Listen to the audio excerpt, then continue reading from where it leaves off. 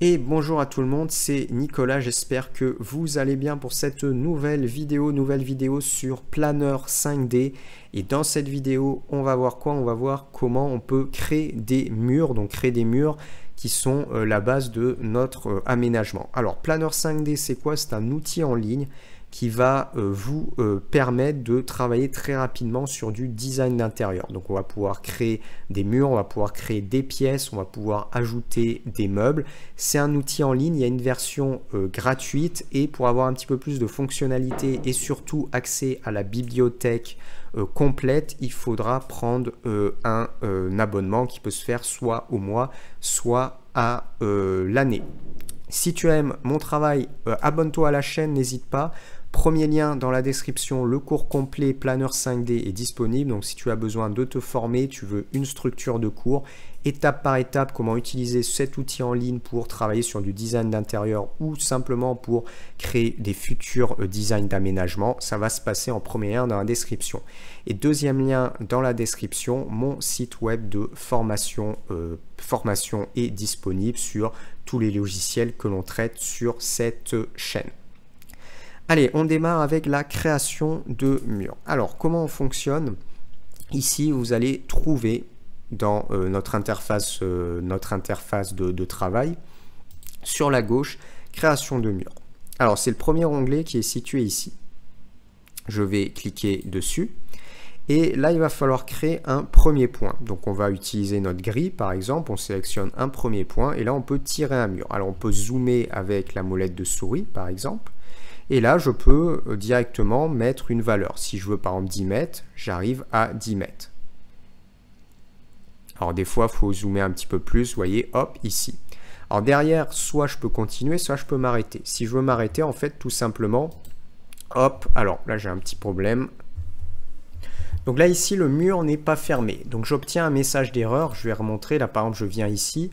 Je crée un point, je crée un point. Si j'appuie sur entrée ou par exemple sur échappe, je vais avoir ce message d'erreur. Donc il va falloir fermer. Le but, ça va être de créer une pièce générale ou notre structure de maison. Donc par exemple, je rezoome un petit peu. Admettons, je veuille une structure à 10 mètres. Je vais taper 10. Ensuite, je vais revenir ici.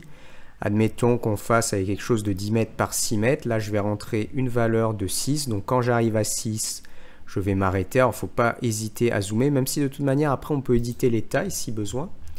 Là, je vais revenir dans cette direction-là. Et là, je vais mettre 10 mètres. Et là, je vais revenir et je vais pouvoir aimanter à ce point. Et automatiquement, il va me créer une pièce principale qui est une pièce à vivre. Alors là, vous avez les codes. Pourquoi vous avez en fait ces codes-là? Parce que vous avez l'épaisseur de mur. Donc en fait, il prend votre cote au niveau du milieu d'un mur. Et derrière, je vais avoir mes dimensions qui sont situées ici. Alors derrière, si on veut ajuster, en fait, quand on clique sur un mur, on va trouver la dimension, mais la dimension intérieure. Vous voyez, j'avais fait 10 mètres et du coup, en dimension intérieure, ça me donne cette valeur-là. J'ai également une épaisseur de mur. Si je veux changer mon épaisseur de mur, par exemple, sur un mur extérieur, je veux plutôt du 20, ben, je vais travailler sur du 20. Après, alors, si jamais je reprends mon outil qui est situé ici, et que par exemple je rajoute un point là, tac, je rajoute un point là, ici, et je reviens ici, tac. Si j'appuie sur échappe, vous voyez, j'ai pas de pièce qui me crée. Et là, en fait, je vais retirer un petit peu, je vais tirer un petit peu ici, tirer un petit peu ici, et là, il va me créer ma pièce. Donc, c'est un petit peu un problème dans Floor Planner, pas dans Floor Planner, dans Planner 5D, c'est que quand vous allez créer par exemple vos murs intérieurs, des fois, il ne va pas reconnaître la pièce. Alors, je vais vous remontrer. On va cliquer ici. En fait, ce que je vais vouloir faire, c'est une pièce à l'intérieur. Donc, je vais créer un premier point qui va venir ici, par exemple. Ensuite, donc je rentre une dimension, la dimension que je veux. On va mettre par exemple 5. Et je vais créer un autre point qui va venir ici. Une fois que j'ai fait ça, en fait, j'appuie sur échappe. Là, il m'a bien reconnu directement et j'ai une nouvelle pièce qui a été créée. Si je veux ajuster, ben je peux par exemple tirer ici, je peux prendre ce point-là et je peux tirer ici également. Maintenant, si je reprends mon outil, voilà, si je reprends mon outil, je vais par exemple rajouter un autre élément de là, et je vais venir rajouter un autre élément ici et je vais appuyer sur échappe. Et là, il me reconnaît bien ma pièce. Mais des fois, il ne va pas réussir à reconnaître en fait. Donc si par exemple, je crée un point là, alors décidément, là, il reconnaît à chaque fois. J'appuie sur échappe, là, ça fonctionne.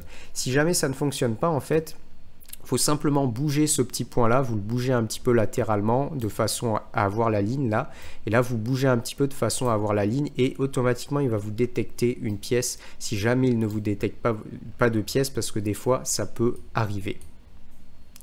Alors ce qu'il faut savoir, c'est que derrière, on aura toujours la possibilité de rajouter des divisions sur les murs. Je vous donne un exemple, je clique sur ce mur là et je peux rajouter un nouveau point. Ajouter un coin, et là j'ai un coin supplémentaire qui est créé. Là maintenant mon mur est séparé en deux, je peux rajouter un coin, et après à partir du moment où j'ai plus de coins, je peux par exemple faire une extension ici, ça peut être une sorte d'angle par exemple là, mais je peux aussi étendre ici, et si je veux créer par exemple un angle perpendiculaire, je vais rajouter un point, tac, et là tac, je vais pouvoir tirer comme ceci. Et par exemple, je peux faire quelque chose comme ça, et ça me permet en fait de rajouter un angle ici en restant dans la même pièce. Donc ça, c'est important. Vous pouvez rajouter des points à votre convenance. Si par exemple, je veux faire la même chose ici, ce que je vais faire, c'est par exemple cliquer à ce niveau-là, je vais rajouter un mur, cliquer ici, je vais rajouter un mur, et après, je vais pouvoir par exemple cliquer sur ce point, venir ici, et vu que j'ai rajouté un point, je vais pouvoir venir ici à la perpendiculaire. Et vous voyez, ça peut permettre de tirer des choses comme ça. À chaque fois, vous cliquez sur votre mur, tac, vous aurez des distances. Et on aura l'option, par exemple, de masquer le mur, en fait, tout simplement. Donc là, si on reclique ici, on pourra réobtenir la visibilité. Et si besoin, on pourra éditer ensuite les matières. Lorsque je vais sur ma vue 3D, vous aurez un aperçu de votre intérieur. Donc vous voyez, très rapidement, en quelques clics, on pourra venir générer des murs et générer des pièces, générer notre base. Alors ça peut être une maison, ça peut être un appartement, ça peut être simplement une seule pièce.